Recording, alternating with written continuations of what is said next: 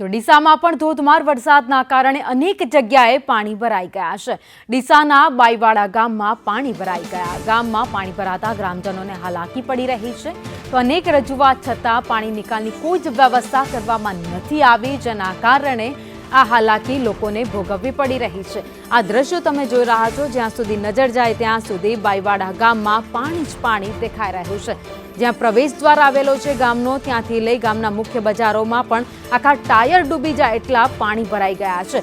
લોકોને અવરજવર કરવી પણ મુશ્કેલ પડી રહી છે। લોકો ટ્રેક્ટરનો સહારો લઈ રહ્યા છે અને ટ્રેક્ટરના સહારે ઘરે જવા માટે મજબૂર બન્યા છે। જોકે જે લોકો પોતાના ઘરમાં છે તે લોકો ત્યાં જ ફસાયેલા છે, ત્યાંથી બહાર નથી આવી શકતા। આ તમે દ્રશ્યો જોઈ રહ્યા છો બાઈવાડા ગામમાં, જ્યાં ઘૂંટણસમાં પાણી ભરાયેલા અત્યારે દેખાઈ રહ્યા છે। ઉત્તર ગુજરાતમાં અત્યારે મેઘરાજા મન મૂકીને વરસી રહ્યા છે, ત્યારે ડીસા જિલ્લામાં પણ સવારથી જ વરસાદની શરૂઆત થઈ હતી। ડીસામાં વરસાદ વરસતા જ તમામ જગ્યાએ પાણી જ પાણી દેખાઈ રહ્યું છે।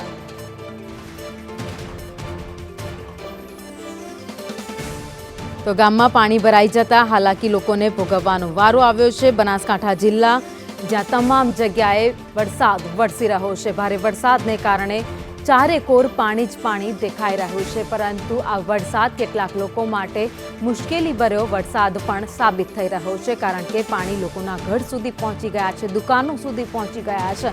તમામ જગ્યાએ પાણી ફરી વળતા કેટલીક નુકસાની પણ થઈ છે, પરંતુ પાછોતરો વરસાદ, હવે વરસાદ જે વિરામ તરફ છે એ વરસાદ ઉત્તર ગુજરાતમાં વરસી રહ્યો છે અને ઉત્તર ગુજરાતમાં વરસાદે કેટલીક જગ્યાએ આફત પણ વરસાવી છે, તો કેટલીક જગ્યાએ ખુશીના સમાચાર લઈને આવ્યો છે। બાઈવાડા ગામના આ દ્રશ્યો તમે જોઈ રહ્યા છો, જ્યાં વરસાદ વરસતા ચારેકોર પાણી ફરી વળ્યા છે। તમામ જગ્યા ઉપર પાણી ફરી વળતા રસ્તા ઉપર ઘૂંટણસમાં પાણી ભરાતા જે સ્થાનિકો છે તે મુશ્કેલી વેઠી રહ્યા છે।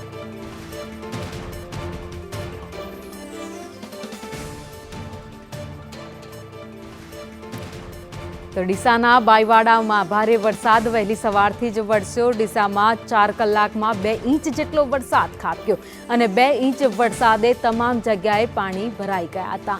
હવે પાણી ભરાયા છે, પરંતુ વરસાદ બંધ થયો છે, પરંતુ પાણી ઓસરવાનું નામ નથી લઈ રહ્યા।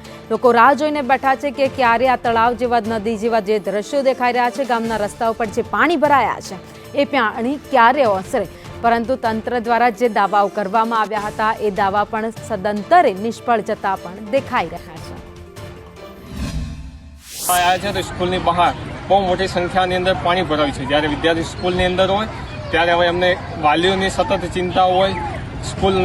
સ્કૂલથી હવે ઘરે જવા માટે વિદ્યાર્થીઓને ટ્રેક્ટર અથવા એના મારફતે બહાર લઈ જવા પડે છે।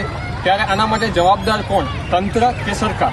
વારંવાર તંત્ર અને સરકારને રજૂઆત કરી હોવા છતાં સ્કૂલની બહાર જે રસ્તો છે ત્યાં પાણીના યોગ્ય નિકાલ માટે કાર્યવાહી કરવામાં આવે છતાં પણ તંત્ર દ્વારા આજ સુધી કોઈ કાર્યવાહી કરવામાં નથી આવી।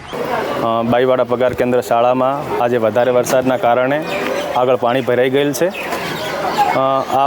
આ બાબતે ગામ લોકોને વારે ઘડી રજૂઆત કરી છે રસ્તો બનાવવાની, પણ રસ્તો હજુ સુધી બન્યો નથી। સૌ ગ્રામજનોને અને ઉપરી સાહેબોને સૌને વિનંતી કે બાઈવાડા કેન્દ્ર શાળાનો રસ્તો ઝડપથી બને। શાળામાં બાળકો સુરક્ષિત છે, પણ જ્યારે પણ વરસાદ પડે છે ત્યારે આગળના ભાગમાં પાણી ખૂબ ભરાઈ જાય છે। તો આ જે સમસ્યા છે એનો સત્વરે નિકાલ થાય એવી ગ્રામજનોને અને સૌ અધિકારીઓને ખાસ વિનંતી। રાજ્યમાં હવામાન વિભાગની આગાહી બાદ સમગ્ર પંથકમાં વરસાદ ધોધમાર પડી રહ્યો છે। ખાસ કરીને બનાસકાંઠાની વાત કરવામાં આવે તો બનાસકાંઠાના અનેક વિસ્તારોની અંદર વરસાદ છે। આજે ડીસા તાલુકાનું બાઈવાડા ગામ છે, ગામની સ્કૂલની અંદર પાણી ભરાયું છે। અહીંયા ગામના જે બાળકો છે તેને લઈ જવા લાવવા માટે હાલ ટ્રેક્ટરનો ઉપયોગ કરવામાં આવી છે।